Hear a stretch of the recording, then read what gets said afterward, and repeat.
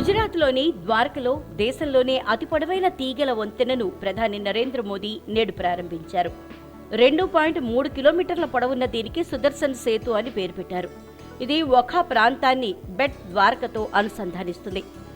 ద్వారకాధీశ్ ఆలయ సందర్శనకు వచ్చే యాత్రికులకు ఇది చాలా ప్రయోజనకరంగా ఉంటుంది. మొత్తం 979 కోట్ల వ్యయంతో దీనిని నిర్మించారు. 2017 అక్టోబర్లో మోదీ ఈ వంతెన నిర్మాణానికి శంకుస్థాపన చేశారు. మొత్తం 27.20 మీటర్ల వెడల్పుతో 4 వరుసలతో నిర్మించిన ఈ బ్రిడ్జిపై 2.5 మీటర్ల వెడల్పైన ఫుట్పాత్ కూడా ఉంది. దీనిపై రెండు వైపులా భగవద్గీత శ్లోకాలు, శ్రీకృష్ణుడి చిత్రాలు ఉంచారు.